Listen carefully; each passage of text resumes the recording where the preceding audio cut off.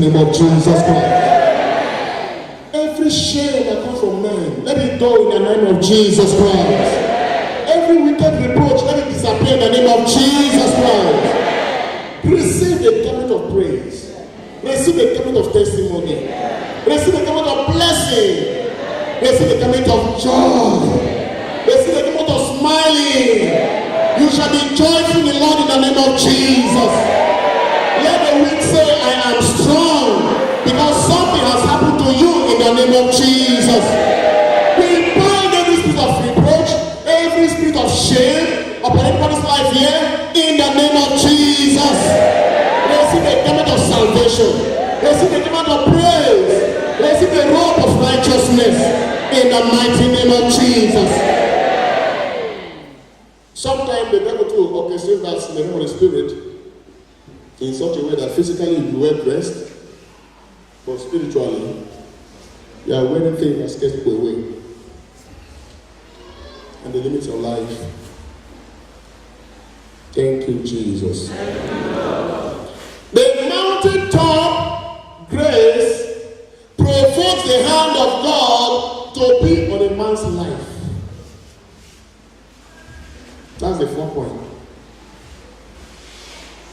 The first thing it says, the last sentence, the first thing it says, for the hand of the Lord will rest on this mountain. And so if the hand of God is resting on this place, it means the hand of God is upon all of us. Say the hand of God is upon my life. It's the way you say it and you provoke faith in your heart. Say the hand of God is upon my life. Say it again, 3 times. Yes, 3 times. Yes, again. You want to go? The hand of God is upon my life. The hand of God is upon my life. The hand of God is upon my life. In Jesus' name. Even Jesus himself said, the Spirit of God is upon me. He anointed me. You need to know that. You need to know that the hand of God is upon your life. It has to be your daily consciousness. It has to be your daily understanding. Not because of the color of your skin, not because you're prayerful, but because you belong to his family. I know the hand of God is upon my life. I know that. I live on that consciousness on a daily basis. And so when I experience this in life that will discourage me, I remember there's a hand upon my life. That hand is guiding me. That hand is protecting me. That hand is directing me. That hand is fighting for me. That hand is bringing blessings to my life. That hand is casting a shadow of protection upon my life. Hallelujah. The hand of God is upon my life. The hand of God is upon my health. The hand of God is upon my family. The hand of God is upon my finances. The hand of God is upon my journey. The hand of God, the hand of God, the hand of Jesus, the blessing hand, the hand of glory, the hand of the Creator. Shout a big hallelujah. The hand that changes stories. When that hand visits you, things begin to change.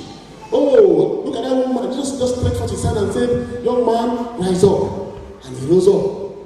When they brought children to him, they were just he said, no, bring them here. That may bless them. He stretched forth his hands and blessed them and said, oh, their angels are constantly in the presence of their Father. Don't not just when you are going out in the morning, you just stand up after dressing, you put on perfume and where should I go? No! When you are going to say, Lord, I thank you, your hand is upon me today.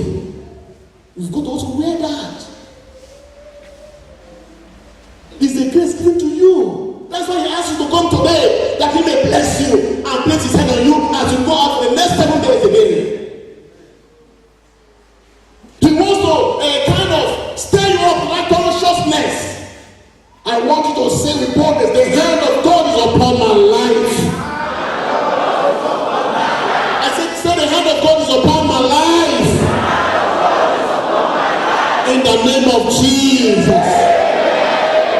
There are things that will visit you. You see, the problem is that we don't want to apply this in our lives. It could be your head problem now. So whose head are breaking down? They see themselves on a daily basis deteriorating. The more they go for that, they discover new things. They are telling you, your pancreas is failing, your sugar level is increasing, like your liver is having some colors.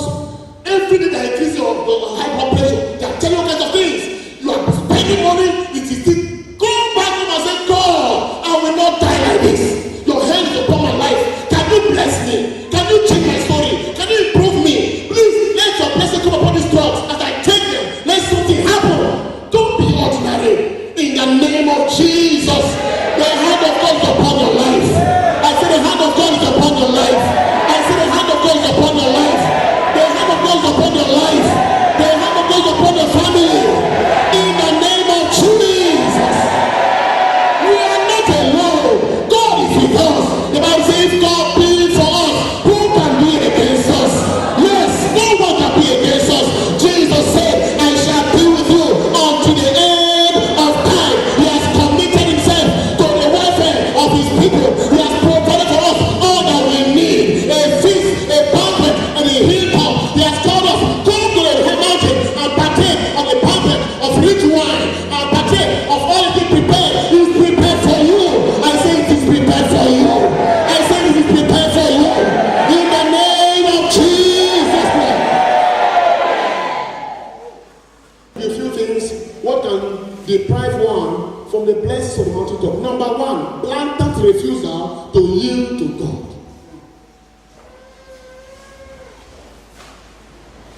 The kingdom of God will be compared to a king who gave a marriage feast of his son and sent his servants to call those who were invited to the marriage feast. But they will not come. They will not come.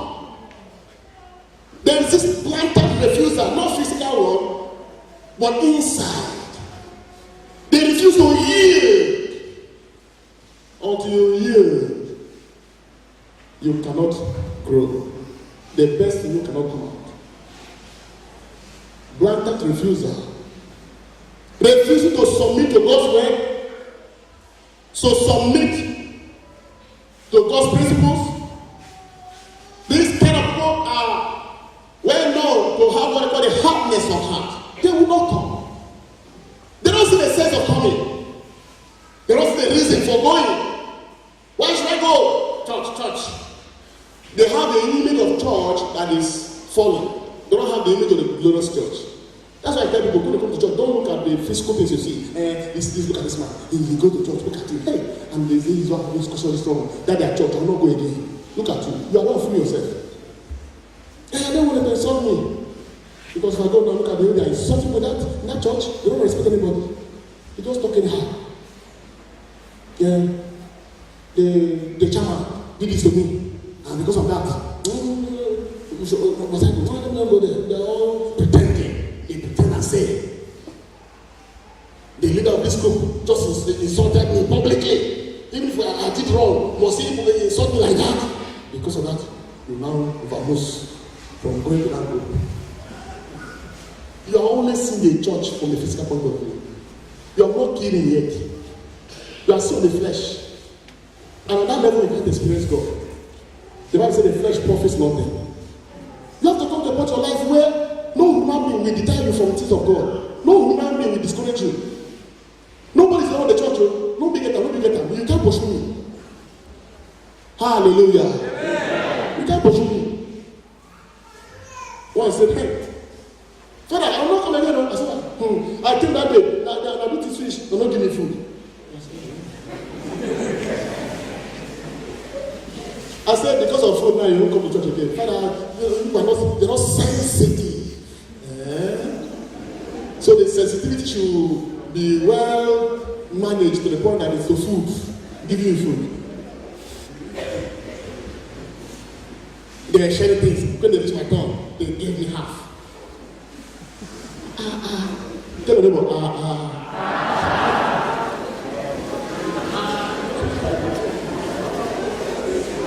Don't live on that level. Grow! Be above that. Nobody should discourage you from singing. Nobody should discourage you from reading. Nobody should discourage you from doing things in the church. If the person intimidate you, say no, you can't chase me away. This is my dad's house. That is it. Nobody should discourage you. Like me now, you come and discourage me from loving God. You are freeing yourself. If we don't serve God, we'll serve God inside. Amen. Amen. Praise the Lord. Because there are things we have seen that we can't. Jesus said, what we have seen, we have heard, and we have touched, we share with you. They have seen it. They saw it and they touched it, they experienced it. There is someone who did not experience it and chase you. No! Go and create your own place where you will be showing God how much you love Him.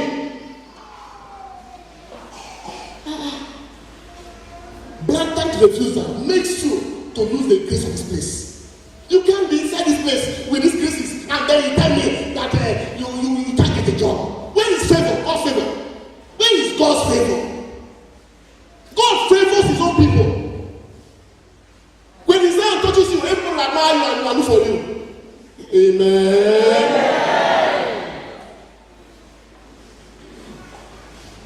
I shared a message here on Wednesday, last Wednesday. We are still continuing this Wednesday, and that's when I'm not sure God is going to release more. That when you are harvested, if heaven has harvested you, earth cannot despise you. If I harvested soul, earth here cannot despise you. They will know it and favor you. But how many allow themselves to be harvested as the Lord is sending laborers into His vineyard? How many? Some are partially harvested. Some have not yielded themselves to the sickle of God's way that cause away things from your life and make you totally belong to God. Number two, things that can deprive you from the grace of the mountaintop. Spiritual negligence. Spiritual negligence. Can I hear you say that? Spiritual negligence. Behold, I have made ready my dinner. My oxen, my fat cows are killed, and everything is ready. Come to the marriage feast. But they made light of it and went off. They made light of it and went off. It does not matter to them. God took time to prepare this for you, and He left it. You will suffer. Amen. Amen. If you reject the food where God prepared, then who will give you food physically? That is why when people come asking for help, spiritually, we ask them first, receive the banquet of God, which is the word of God. Receive His word first, then He can bless you. Because the interest of God is your soul, is your life. He wants to rescue you from the hand of the devil. He doesn't want you to go to hell. God can bless you with money, with marriage, with all good health, and you end in hell. What is the meaning of that again? The first miracle and the greatest miracle is what? The miracle of salvation of soul. Shout a big amen. Spiritual negligence, spiritual tepidity, meaning coldness. You are not warm at all spiritually. You are saying rosary is as dry as hardwood. You are singing a song is like cockroach voice. Anything that sign of the cross is so stupid that when other can sing they wonder. You do it with such a sense of shame. When they ask you to pray, sorry, that they will know that this person has not prayed for around 2 years. Oh God, you see, oh God, you have to help us. Oh God, trouble everywhere. Father, oh Lord, you know, because, oh Lord, Father, you know, Father, King of Glory, you see this trouble, help us, because politics in Nigeria, you are praying zigzag prayer, no connection, because here, not connection. You came not to talk to God and mess up physically, it's not possible. Oh Lord, every time.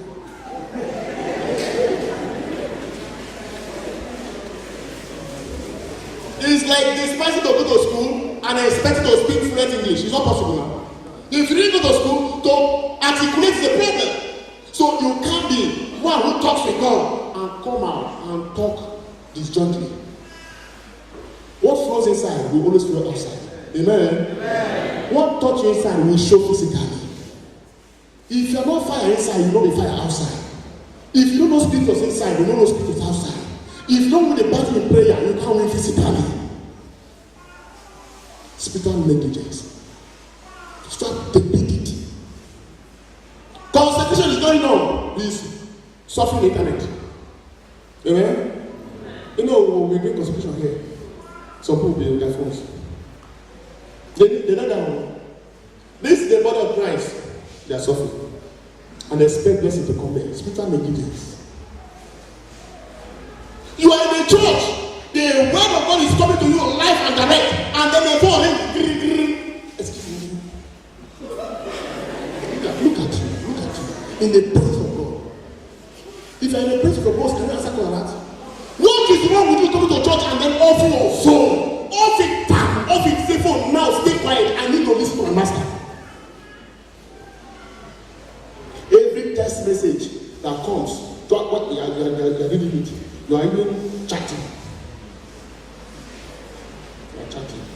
Continue. I'm not asking for. Continue. God will bless you in that level. Amen. Answer now. Continue. That is why when they say communion time, it comes empty. It comes empty. The way you go to receive, you even know. Let me tell you. There are things we're not permitted to say. There are things we're not permitted to say. When we are giving communion, when the Holy Communion is entering a devout soul, there's a grace we feel in our hands. We feel it. Let me tell you, Jesus does not hide those who belong to Him. He shows you. We know it. He places us here and opens our eyes. We see things. We see things. So we are giving. So you don't tell me this one is my own. You feel it as you're doing the person. You feel it. So you can see the level of child negligence can affect everything we do. Everything. How can you be in church? You are in church and you are surfing your internet, looking at news. Put your hand up. Say, Lord Jesus, have mercy on me. Say, have mercy on me. From today, no more. Can you say, boldly, no more? In the name of Jesus.